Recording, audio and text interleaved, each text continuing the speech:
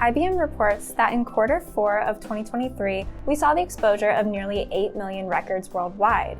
Keeping the integrity of your sensitive data secure is so important, especially in today's ever-changing technical landscape. Controlled Unclassified Information, or CUI, is a category of such important data. This class of sensitive information often holds the potential to impact national security, as well as privacy and business operations. This term reflects the definition and description found in the Code of Federal Regulations, or CFR. It is information under the executive branch that law, regulation, or government-wide policies require safeguarding. As a defense contractor handling this information, you will find that your commitment likely houses a DFARS 252.204-7012 clause in it. Note that DFARS is an acronym for the Defense Federal Acquisition Regulation Supplement. This clause specifically requires you to protect sensitive information, so who else holds the responsibility for protecting CUI, and how should one go about it? Let's get into it. CUI contains unclassified data that the United States government creates or possesses. CUI can also include data that organizations create or possess on behalf of the federal government. If you want to know the specifics about the information types, they are available at the CUI registry of the National Archives. Different policies oversee the controlling and handling of this unclassified information, excluding the information classified under Executive Order 13526 or any predecessor or successor order. This also excludes the information in the Atomic Energy Act of 1954. CUI may include research information or project information.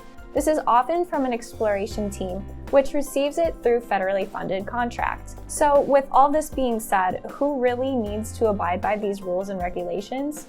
The answer is anyone who works with or creates CUI is responsible. By handling the sensitive information, you are automatically liable for any possible data leaks. 32 CFR Part 2002 formally names the National Archives and Records Administration, or NARA, as this program's executive agent. NARA houses information such as the Federal CUI Registry, which makes them the perfect point of contact for all CUI-related regulations and policies. However, when it comes to the Department of Defense, or DoD, the Defense Counterintelligence and Security Agent handles the CUI program's implementation. Speaking of policies, there are 4 main ones that govern CUI. Executive Order 13556, Controlled Unclassified Information. This order establishes the program for handling unclassified information. This ensures a uniform and open program which requires safeguarding and establishing procedures. These controls are under to and consistent with law, regulations, and government-wide policies. 32 CFR Part 2002 establishes the CUI program throughout the federal government, states the roles and responsibilities of said program, as well as any important key elements.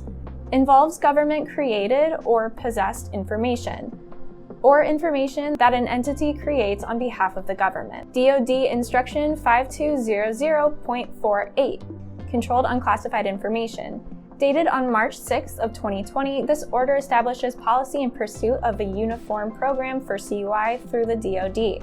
This program assigns responsibilities and prescribes procedures based on Executive Order 13556. NIST Special Publication 800-171, Rev 2, Protecting Controlled Unclassified Information in Non-Federal Systems and Organizations.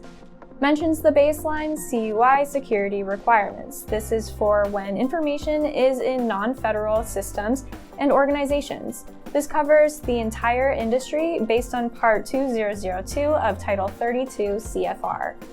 All of these policies are necessary to keep compliant when it comes to housing federal information.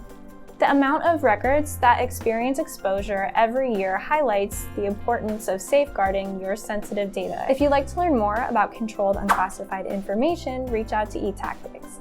And you already made it this far into the video, so you might as well like it, share it, and comment below.